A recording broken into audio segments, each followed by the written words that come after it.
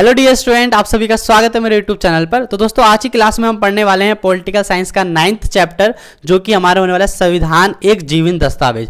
दोस्तों ये चैप्टर भी थोड़ा 3 एक जैसे चैप्टर है संविधान वाले, लेकिन ये चैप्टर थोड़ा अलग है, तो इसको जरा ध्यान से पढ़ेंगे। यहाँ से भी डायरेक्ट एग्जाम के अंदर क्वेश्चन आते हैं, ठीक है। तो चलिए आज की क्लास को हम शुरू करते हैं। देखिए तो दोस्तों हमारा पहला क्वेश्चन क्या है, देखिए भारतीय संविधान कठोर और लचीलेपन का मिश्रण है, ठीक है। जो भारतीय संविधान है वो कठोर और लचीलेपन का मिश्रण है। क्या आप इस कथन से सहमत है? जो हमारा संविधान है वो कठोर भी है और लचीलापन है, ठीक है। इसी के अंदर बताना है हमें, ध्यान दीजिए। हाँ, भारतीय संविधान कठोर और लचीलापन दोनों है, ठीक है। क्या है? भारतीय संविधान कठोर और लचीला दोनों है, क्योंकि इसके अंदर कई ऐसे प्रावधान है जिसको बदलना, मतलब जो संविधान के अंदर कुछ अनुच्छेद है उसको बदलना बहुत कठिन है। लेकिन समाज में जो परिवर्तन आ रहे हैं उसके हिसाब से कोई नया कानून बनाना है तो वो आसान भी होता है, ठीक है। तो इसलिए हम बोलते हैं कि संविधान कठोर और लचीला दोनों है। जरा ध्यान दीजिए, लचीला क्यों कहते हैं? जब संसद कुछ प्रावधानों को साधारण बहुमत से संशोधित कर सकती है तो हम इसलिए लचीला बोल देते हैं। कोई बिल पास हो गया तो लचीला हो गया, ठीक है। आगे कठोर किस लिए? कुछ संशोधनों अनुच्छेद 368 के तहत विशेष बहुमत और राज्यों की सहमति से ही संभव होता है, जो कि बहुत मुश्किल रहता है, इसलिए हम बोलते हैं कठोर और लचीला। ऐसे प्रावधान जो साधारण बहुमत से पास हो जाए तो उसे लचीला कहते हैं, और ऐसे इसमें कठिनाइयां आए, विशेष बहुमत चाहिए, उसे हम कठोर कहते हैं, ठीक है। आइए नेक्स्ट क्वेश्चन में देखिए, संविधान को जीवंत दस्तावेज क्यों कहा जाता है? संविधान एक जीती जागती जीवंत दस्तावेज क्यों कहते हैं? इसमें जान क्यों है? तो देखिए दोस्तों, संविधान को जीवंत दस्तावेज कहा जाता है क्योंकि यह समय, परिस्थितियों और समाज की बदलती आवश्यकताओं के अनुसार क्या रहता है? संशोधित होता रहता है, ठीक है ना। अब समाज के बदलते स्वरूप को देखते हुए नए कानून और नियम को तय किए जाते हैं, लागू किए जाते हैं। तो इसलिए हम बोलते क्या है कि संविधान को जीवंत दस्तावेज है, मतलब संविधान एक जीवंत दस्तावेज है क्योंकि इसके अंदर परिस्थितियों के अनुसार जो है संशोधन होते आए हैं और होते रहेंगे, ठीक है। अब अगला क्वेश्चन है, केशवानंद भारती मुकदमे की 2 उपलब्धियां या महत्व बताइए, ठीक है दोस्तों। केशवानंद भारती वाला क्वेश्चन 2 मार्क्स में आएगा, तो इसको जरा ध्यान देंगे, ठीक है। देखिए, संविधान की मूल संरचना का सिद्धांत स्थापित किया गया, ठीक है।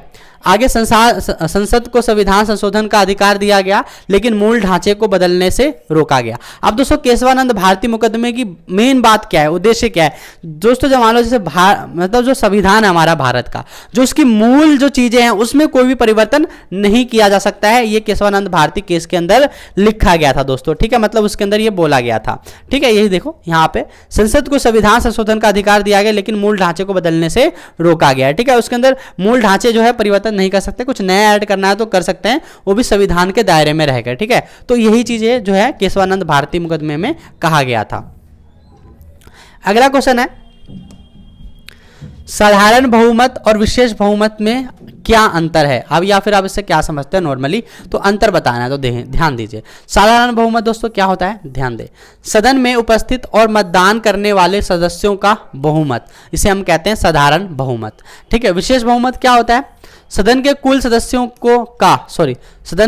सदस्यों का 2/3 बहुमत, ठीक है। विशेष बहुमत अधिक जटिल और संवैधानिक मुद्दों के लिए आवश्यक होता है। साधारण बहुमत तो नॉर्मल आपको मिल जाएगा, उपस्थित और मतदान करने वाले सदस्यों का बहुमत, लेकिन विशेष बहुमत क्या रहता है? सदन के कुल सदस्यों का। अब मान लो 500 सदस्य हैं सदन में, ठीक है, तो 2/3 मतलब समझते हो, 500 में 300, ठीक है। तो इसको हम कहते हैं इस तरीके से, ठीक है। तो इतनी सीटें कम से कम चाहिए, मतलब इतना चाहिए वोट, तब जाके कोई विशेष बहुमत जो है वो पारित होता है आपका, ठीक है। आगे चलते हैं, भारतीय संविधान के विवादास्पद संशोधन कौन से रहे हैं? मतलब ऐसे कौन से संशोधन है किए गए हैं जिससे विवाद उत्पन्न हुए हैं, ठीक है दोस्तों। तो देखिए, पहला है 42वां संशोधन, जो कि 1976 में हुआ था। इसे मिनी संविधान कहा जाता है, मतलब छोटा संविधान कहा जाता है, और इसने कार्यपालिका के अधिकार बढ़ाए। क्या करा दोस्तों, ध्यान दीजिए, 42वां संशोधन 1976 में हुआ, ठीक है। इसे मिनी संविधान कहा जाता है और इसने कार्यपालिका के अधिकार बढ़ाए, ठीक है। आगे 39वां संशोधन, इसे 39 कहते हैं, संशोधन 1975 में हुआ। इसमें चुनावी विवादों को न्यायालय के अधिकार क्षेत्र से बाहर रखा गया, ठीक है। मतलब क्या रखा गया? चुनावी विवादों को न्यायालय से या न्यायालय के अधिकार क्षेत्र से बाहर रखा गया, ठीक है। तो दोस्तों ये ऐसे विवादपूर्ण संशोधन थे जो कि हमारे हुए थे, ठीक है, 1976 और 1975 में, याद रखना। आगे क्वेश्चन है दोस्तों हमारा, भारतीय संविधान के संशोधनों में गठबंधन की राजनीति के काल 2001 से 2003 का क्या योगदान रहा। दोस्तों पहले क्वेश्चन समझने की कोशिश कीजिए, इंपॉर्टेंट क्वेश्चन है, समझने की कोशिश करेंगे। भारतीय संविधान के संशोधन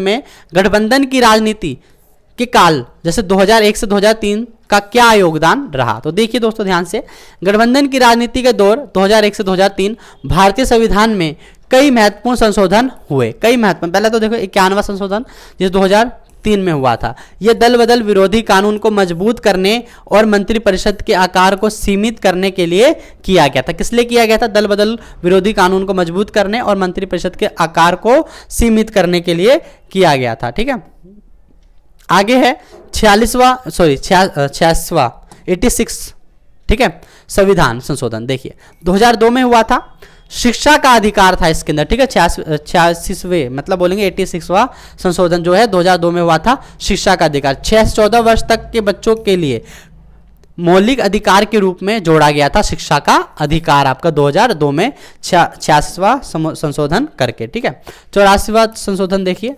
जिसे बोलेंगे 84। ठीक है, जनसंख्या आंकड़ों के आधार पर संसदीय क्षेत्रों का परिसीमन स्थानीय किया गया।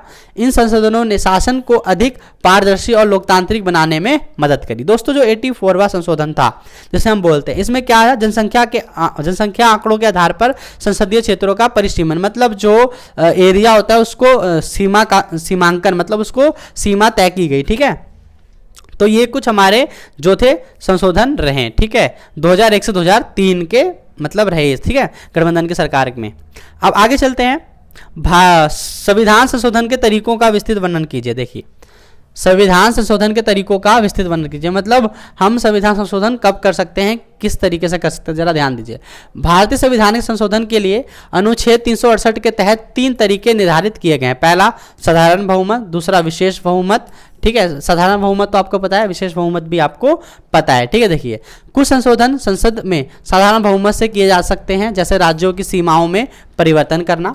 विशेष बहुमत क्या होता है, संवैधानिक प्रावधानों में बदलाव के लिए संसद के दोनों सदनों में 2/3 बहुमत आवश्यक होते हैं। ठीक है, आगे विशेष बहुमत और राज्यों की सहमति। देखिए कुछ मामलों में जैसे संघ राज्य सूची में परिवर्तन में संसद के विशेष बहुमत और आधे राज्यों की विधानसभाओं की सहमति आवश्यक होती है। यह प्रक्रिया संविधान को लचीला और कठोर दोनों बना दे। दोस्तों ये क्वेश्चन बहुत इंपॉर्टेंट, ध्यान देंगे इस पर। ठीक है, संविधान संशोधन के तरीकों को विस्तृत वर्णन कीजिए। ठीक है, चलिए नेक्स्ट क्वेश्चन पे चलते हैं। देखिए जो हमारा नेक्स्ट क्वेश्चन है दोस्तों, क्या संविधान एक जीवन दस्तावेज है? किन्हीं 3 सहायक तर्कों के साथ अपनी राय दीजिए। क्या संविधान एक जीवंत दस्तावेज है? किन्हीं 3 सहायक तर्कों के साथ अपनी राय दीजिए। तो जरा ध्यान दीजिए, हाँ भारतीय संविधान एक जीवंत दस्तावेज है। पहले तो देखो, हाँ जो भारतीय संविधान है एक जीवंत दस्तावेज है। देखिए पहला पॉइंट क्या है, समयानुकूल संशोधन, जो समय के अनुसार जो है संशोधन होते आ रहे हैं, इसलिए देखिए बदलती परिस्थितियों और आवश्यकताओं के अनुसार संशोधन किए जा सकते हैं। ठीक है, लोकतांत्रिक मूल्य, देखिए यह सभी नागरिकों के अधिकारों और कर्तव्यों की रक्षा करता है। ठीक है, मूल संरचनाओं की सुरक्षा, जैसे केशवानंद भारती मामले में मूल संरचना सिद्धांत ने संविधान की स्थिरता सुनिश्चित की। मतलब संविधान को तुम पलट नहीं सकते, बस कुछ संशोधन कर सकते हो जो कि समाज से रिलेटेड होनी चाहिए। देखिए अगला है संविधान बदलते समय की जरूरतों को अपनाने में सक्षम है, जो इसे प्रासंगिक बनाए रखा है। दोस्तों इसलिए हम क्या कहेंगे, इसे एक जीवंत दस्तावेज है संविधान हमारा। क्यों? क्योंकि इसमें समय अनुसार संशोधन होते हैं, लोकतांत्रिक मूल्य रहते हैं, इसमें लोगों के कर्तव्य वगैरह की रक्षा होती है। ठीक है, मूल संरचना की सुरक्षा, जो इसका मूल ढांचा है उसमें कोई परिवर्तन नहीं किया जा सकता, और संविधान बदलते समय की जरूरत को अपनाने में सक्षम है, जो प्रासंगिक बनाए रखता है इसको। ठीक है दोस्तों, तो ये हमारा संविधान एक जीवंत दस्तावेज से सारे इंपॉर्टेंट टॉपिक और क्वेश्चन थे जो कि आपके एग्जाम से लेकर इंपॉर्टेंट है। तो दोस्तों अगर आपको ये वीडियो अच्छी लगी है तो वीडियो को सब्सक्राइब कीजिए और चैनल को सब्सक्राइब कीजिए, वीडियो को लाइक और शेयर कीजिए। ठीक है, और दोस्तों अपने वीडियो तक, मतलब ये जो वीडियो है अपने दोस्तों तक भी शेयर कीजिए। ठीक है, मिलते हैं नेक्स्ट वीडियो में।